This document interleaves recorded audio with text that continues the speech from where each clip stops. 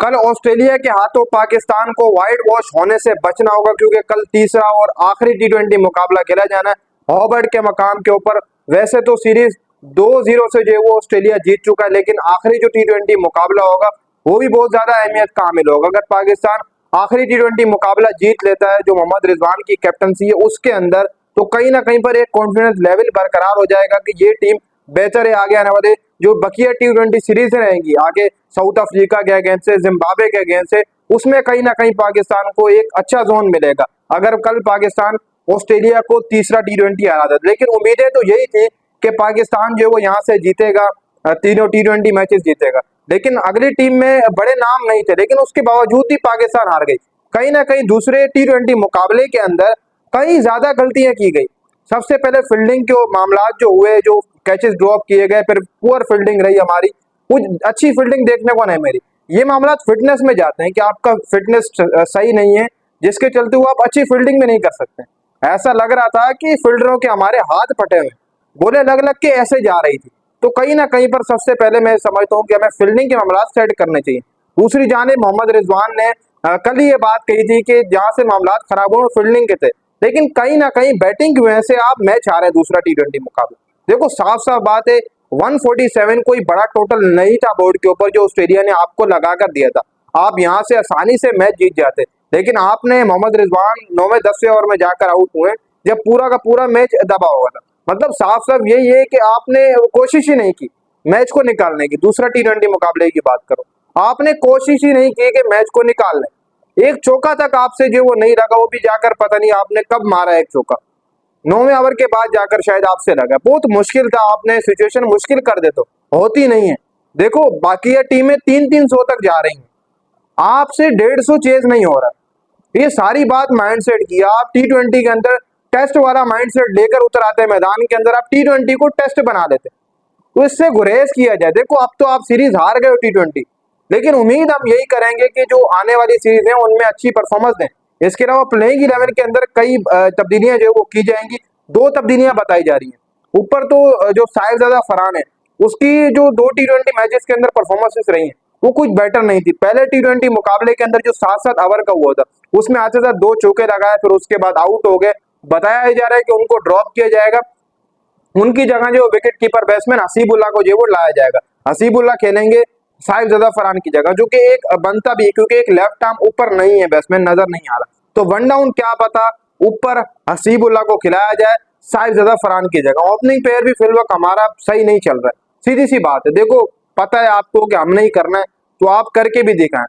सीधी सी बात करूंगा, देखो ये बाबर और रिजवान 7-7 ओवर वैसे ही खेल जाते हैं। हम पहला टी20 क्यों आ रहे थे, 7 ओवर तो ये सेट होने में लेते, और वो 7 ओवरों का मैच था पहला टी20, तो यही हाल होना था।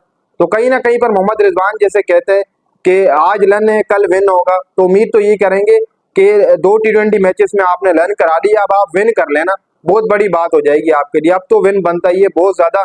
एक लंबे अरसे से हम हमारे को आप लन करवाते हुए आ रहे हैं कि करते जाओ भाई करते जाओ, अब विन आना चाहिए तो बहुत ज्यादा बेटर रहेगा इसके अंदर। तो देखो भाई क्या होता है। इसके अलावा जो दूसरी बड़ी तब्दीली है वो जादाद खान की है। जादाद खान को जो वो डाला जाएगा फास्ट बॉलर नसीम शाह की जगह। नसीम शाह थोड़े से वो चीज नहीं दिखाई दे रही नसीम शाह में जो पहले दिखाई देती थी।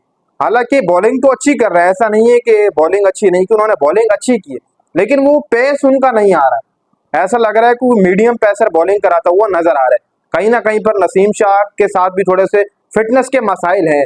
अगर वो नसीम शाह सेट कर लेते हैं तो कहीं ना कहीं पर नसीम शाह की दोबारा से वही स्पीड देखने को मिलेगी। इसके अलावा शाहीन शाह अफरीदी की बॉलिंग भी बेटर। हारिस रऊफ इस वक्त मौजूदा टाइम में आपको काफी ज्यादा टफ बॉलिंग करके दे रहा है अगली टीम के खिलाफ, और जैसे ऑस्ट्रेलिया के पिचेस के ऊपर हारिस रऊफ की पिचेस से टॉप विकेट टेकर आपका बना हुआ टीम के अंदर, जब भी विकेट की जरूरत होती है आपको निकाल कर दे रहा है वो लड़का। तो कहीं ना कहीं पर आपके लिए बेटर होगा कि कल आप फायदा उठाएं ऑस्ट्रेलिया की इस विकेट के ऊपर। 2 तब्दीलियों के साथ आप मैदान में उतरेंगे। जादाद खान को नसीम शाह की जगह खिलाया जाएगा, साहिबजादा फरहान की जगह हसीबुल्लाह खान को खिलाया जाएगा। ये बड़ी तो 2 तब्दीलियां जो हो सकती हैं, जो कि बनती भी। इन लड़कों को भी आप चांस दे, जब आप लेकर आए तो एक एक मौका इनको भी दे, बनता है। 2 टी20 मैचेस आपने पिछले जादाद को नहीं खिलाया, तो आप आखिरी खिला ले। हारना तो वो वैसे भी है, लेकिन व्हाइट वॉश होने से बच भी जाएंगे। और दूसरा ये यंगस्टर को मौका भी मिल जाएगा, जो आप लेकर आए हो वहां से पाकिस्तान से, तो मौका तो बनता ही है।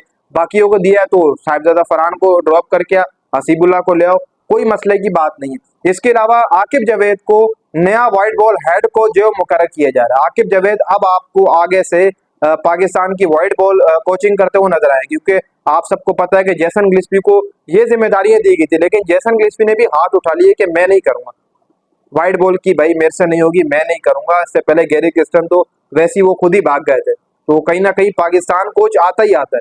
जब भी हम एक गोरा कोच लेकर आते हैं, वो हद मार के या 2 महीने या 3 महीने या फिर आईसीसी का कोई टूर्नामेंट हो, वो उसमें सिर्फ और सिर्फ कोचिंग करता हुआ नजर आता है। उसके बाद पता नहीं ऐसा क्या होता है कि जो गैर मुल्की कोचेस हैं वो पाकिस्तान की कोचिंग करने से माजरत कर लेते हैं, तो फिर कहीं ना कहीं पर फिर पाकिस्तानी कोचेस की जरूरत पड़ती है। तो अब देख लो भाई, दोबारा से पाकिस्तानी कोच की जरूरत पड़ेगी, तो इसलिए बाहर मुंह मारने से बेहतर है बंदा घर पर ही देख ले। टीम की परफॉर्मेंस वैसे ही चलती हुई आ रही है, चाहे आप बाहर से ले आओ, ऑस्ट्रेलिया से ले आओ, इंग्लैंड से, कहीं से भी ले आओ, टीम की परफॉर्मेंस वही आ रही है। तो इससे बेटर है कि आप पैसा भी कम जाया करें, अपना मुल्क जो कोच होगा उसके ऊपर आप पैसा लगाएं। जैसे इंडिया गौतम गंभीर के ऊपर पैसा लगा रहा है, भाई उनकी अपनी चीज है, वो लगा रहे हैं, तो वो उसको उनको पता भी है कि यही नाम बेटर करेंगे हमारे क्रिकेट को, उनको पता है कि हमारा झंडा यही ऊपर लेकर जाएंगे। तो इसलिए अगर हम भी दूसरी टीमों की तरह अपने पाकिस्तानी कोचेस को मौका दें तो बहुत बेटर होगा। एक तो पैसा बाहर नहीं जाएगा, पैसा हमारे कोचेस को मिलेगा, जो हमारे क्रिकेटर है फॉर्मर क्रिकेटर उनको मिलेगा। दूसरा ये है कि जो प्लेयर्स हैं उनको सही तरीके से इंग्लिश समझ नहीं आती है। काफी हमारे क्रिकेटर हैं जो अभी नए नए तैयार हुए, उनको भी, और बकिया क्रिकेटर उनको समझ नहीं आती है, बातचीत करना मुश्किलात होती है और कोचेस को भी मुश्किलात होती है। तो आकिब जावेद जब आपके वाइट बॉल के कोच होंगे तो कहीं ना कहीं पर जो मुश्किलात होती हैं वो घट जाएंगी, जो प्लेयर्स हैं उनको समझाने में इतना मुश्किलात नहीं पड़ेंगी।